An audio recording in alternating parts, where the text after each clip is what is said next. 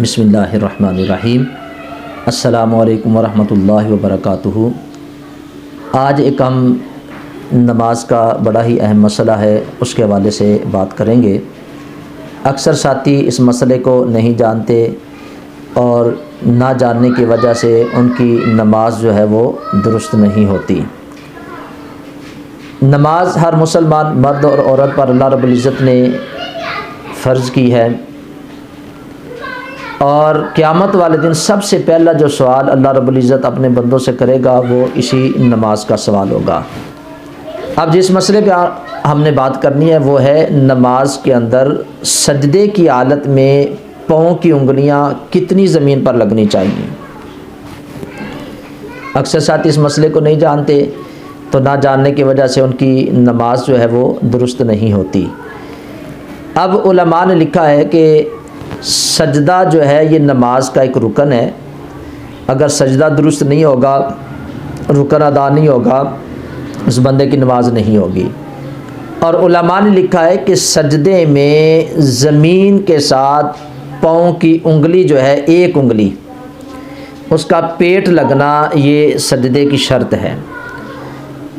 اگر نماز کی حالت میں بندے کے دونوں پاؤں زمین سے اٹھ جاتے ہیں اور اتنی دیر تک وہ زمین سے اٹھے رہتے ہیں کہ 3 بار سبحان اللہ کہنے کی مقدار وہ پاؤں کے دونوں پاؤں اٹھے ہیں، تو اس بندے کی نماز ہی نہیں ہوتی۔ اور پھر علماء نے لکھا ہے کہ ایک انگلی زمین کے ساتھ اس کا پیٹ لگنا یہ اس کی شرط ہے، یعنی اس بندے کی شرط پوری ہو جائے گی تو نماز ہو جائے گی۔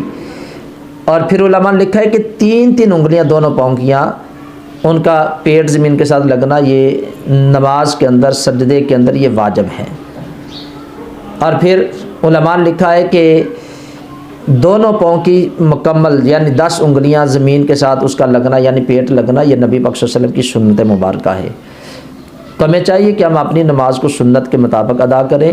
جب ہم سنت کے مطابق نماز ادا کریں گے، ساری انگلیاں زمین پہ لگیں گی تو ہماری سنت بھی پوری ہو جائے گی، واجب بھی جو ہے وہ ادا ہو جائے گا، اور شرط بھی سجدے کی پوری ہو جائے گی۔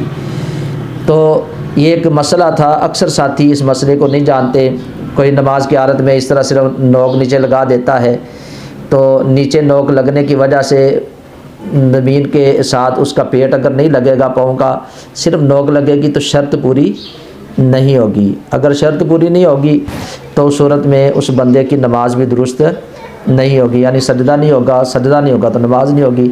تو ہمیں چاہیے کہ ہم اس مسئلے کو اپنے ذہن کے اندر رکھیں کہ جب ہم نماز کی حالت میں سجدے میں ہوں تو اپنے پاؤں کی ساری انگلیوں کا پیٹ یعنی دبا کے زمین کے ساتھ ہم سجدہ کریں گے تو انشاءاللہ ہماری سنت بھی پوری ہو جائے گی، واجب بھی ادا ہو جائے گا، اور ہماری شرط جو سجدے کے وہ بھی پوری ہو جائے گی۔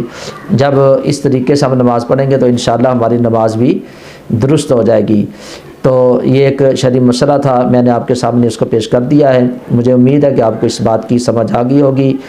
تو جو ساتھی اس ویڈیو کو دیکھتے ہیں تو اسے لائک بھی ضرور کیا کریں، اپنے دوست احباب سے ثواب کی نیت سے اس کو شیئر بھی ضرور کیا کریں۔